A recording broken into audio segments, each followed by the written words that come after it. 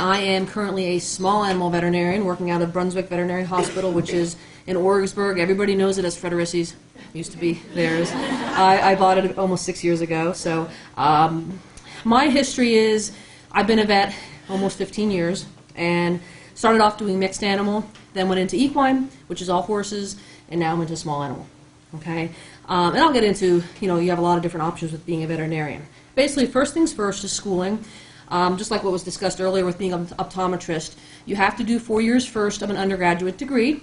Most people get a bachelor's of science in biology, maybe animal science, and then after that, if you're fortunate to get into veterinary school, because there's only 28 of them across the nation, and there's a lot of competition to get into veterinary school, then you spend 4 years in veterinary school. So to get into vet school, you really have to not only have good grades. 4.0 is nice, but at least 3.5 or higher. You have to have good scores on your postgraduate exams, if they still do those, which I think they do.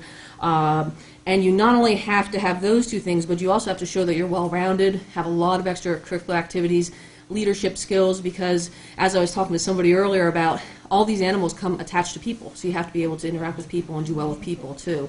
And so they don't want somebody who's just a bookworm who can be a 4.0 student but who can't interact with the people as well. So it's really important to be well-rounded. There is nothing wrong with going to vet school later in life, or if you don't get in the first year, to keep on trying. That's looked upon very favorably as well. Most of my classmates were in their 30s in vet school. One even became a grandfather. He was in his 50s.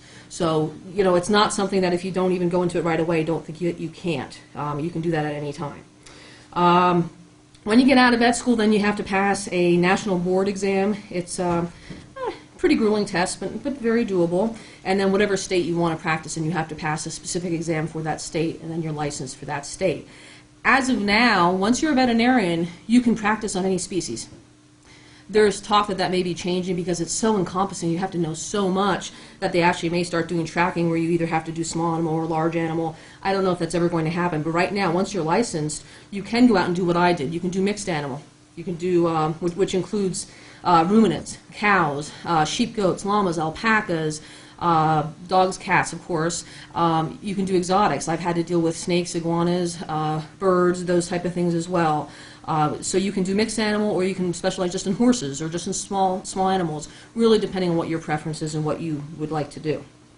Starting salary for a vet, I think currently, from reading in the journals, is around $55,000, maybe $60,000, depending on the area and depending what you want to do. The salary range can go up in the six-figure range for practice owners, people who have been doing it a long time, or specialists. And that's another option. If you have a particular area of interest, you can become a specialist. Of course, that requires more training. You have to do an internship and then 2 to 4 years of a residency, just like being a doctor, basically, a human doctor, and you can specialize in one of the many fields. You can specialize in dentistry, surgery, cardiology, dermatology, behavior, reproduction, ophthalmology, preventative medicine. There's so many things. Now, that being said, specialists get paid more, and you just have to do one thing. General practitioners, which 2/3 of us are, have to be able to be proficient in all those areas. We're not specialists, but in a given day, I may go in on a Tuesday, it's my surgery and appointment day. I may have to spay a dog, which involves major surgery to remove uterus and ovaries, neuter a dog, which is removal of testicles, remove a lump, extract some teeth, do a dental, and then go ahead, and maybe my first appointment might be in heart failure. Have to deal with a skin condition. It's such a varied job. You have to know a little bit about everything. Then, of course, too, if you're doing even dogs and cats, you can't treat them the same. Cats are so different. A lot of drugs you can use on a lot of other animals you can't use on cats. You'll kill them.